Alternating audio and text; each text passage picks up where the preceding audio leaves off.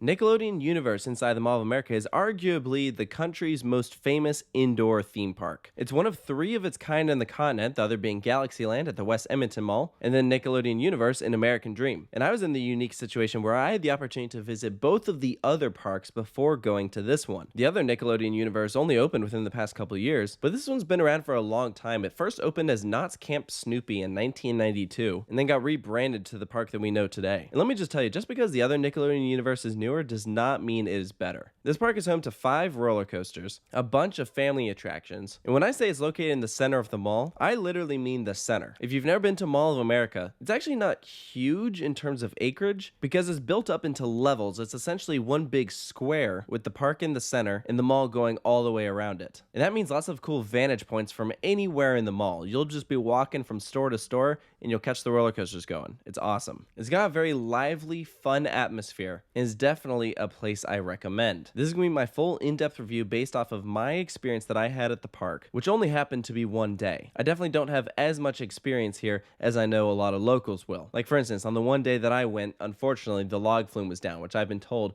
is one of the best log flumes in the country. So already I have an excuse to get back, but I was lucky enough to ride all 5 roller coasters. Rock Bottom Plunge is obviously the star of the show here. I have a full review of that attraction already on this channel, which I recommend checking out. But other highlights include Avatar Airbender, which is an intimate half pipe. Actually a lot more fun than I was expecting, gave some cool airtime. Back in the Barnyard Hayride is the Kids Coaster. Fairly Odd Coaster is a Gerstlauer spinner, the same exact layout as Spinning Dragons at Worlds of Fun. Very similar to kind of the Pandemoniums. And then you have Pepsi Orange Streak, and that goes all the way around the park. Very gradual, not too exciting, but just a fun little attraction. They're almost more of a monorail than a thrill ride. Outside of the roller coasters though, we do have some other cool standout attractions. This includes a ropes course themed to the Flying Dutchman, a Chance Unicoaster called Brain Surge. There's classic swings themed to the Backyardigans, but in this case, they have some of the seats actually flipped around so that you ride it backwards, which is something I've never seen on any other swing ride other than this one. So that is very unique. Really cool way to, no pun intended, put a spin on a classic attraction. And then we have 2 large thrill rides themed to the Teenage Mutant Ninja Turtles. One is kind of a pendulum, and then we have Shell Shock, which actually ended up being my favorite attraction in the park. If you've never done one of these, it's actually because they're fairly rare. You can find more of them in Europe than you can in the US. I know there's one at Trips Trail and Blackpool Pleasure Beach. You essentially control your ride experience. You can flip it all the way around,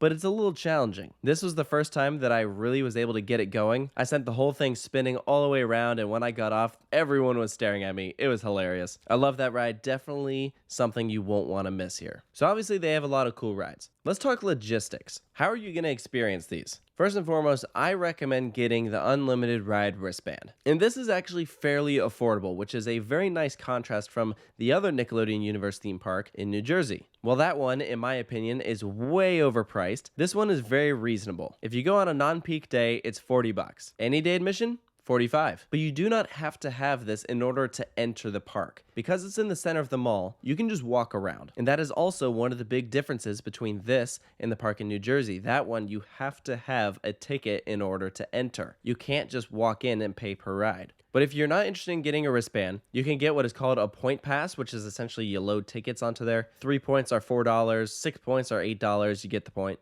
Heh, get it. But note that there are a couple attractions here that if you want to experience them, they will be extra. This includes the mini golf, the black light mini golf, and then Flyover America, which is a flying theater. I did not get the chance to experience it. I thought that that was a little overpriced for what it is, so I decided to skip it. But the entrance for it is right there in the park, so super easy to access if you choose to do it. But I think part of the reason why I say I much prefer this ticket option is because it makes it very easy to go in and out. You can take your time and integrate the park with your shopping. You can do a couple rides, then you can head into a store, get something to eat in either the food courts. When you visit the Nickelodeon Universe in New Jersey, because it's a hard ticket, you almost feel pressured that you have to do everything all at once. And then also prevents other people from just walking in and filling up. Like when I went to that park, it was absolutely dead. It felt like a ghost town, and that really affected the atmosphere. Here is very bright and colorful, which is a very nice contrast from that park. They have glass roofs, so the sun is shining in. There's lots of real plants there, actual trees that they have to maintain, and every ride here looks great. It's very vibrant, and so it feels very happy. And as someone that grew up watching Nickelodeon, I was a big fan of all the different themes that they managed to incorporate. If I did have a critique, and this is a bit of an odd one that I personally did not expect, I thought it was oddly quiet in the park. It felt like there should have been loud music playing throughout the area, but there wasn't. I wasn't sure why they chose to do that, but it just felt kind of off without it. I don't know if it was like that just the day I went or if it's always like that, but I did think it was a little strange. But overall, this is a park I really enjoyed. I think they absolutely nailed the ambiance and atmosphere. It's a very fun place to just hang out in. Even if you aren't riding, just walking around is so awesome. It's a shame to me that they couldn't duplicate that experience for the New Jersey location. The atmosphere there is not as upbeat or happy. It's way more expensive, and I think they're missing out by not having a more flexible ticket option. And I think that this park really should be the standard for what an indoor amusement park could be. And we know how cold it gets up in Minnesota, so it's absolutely perfect that a place like this exists there. It means expansion is hard because they got a limited amount of space to work with, but I'll give them credit where credit is due. It's very impressive how they've managed to fit everything in here. There's lots to see and do, which is why I highly recommend visiting the Nickelodeon universe inside the Mall of America. Let me know down in the comments below if you've been here, if you agree with the points that I've made. And if you're new to the channel, I'd love if you could subscribe. We do theme park related reviews for places all across the world. So thank you for joining me, and I will see you next time.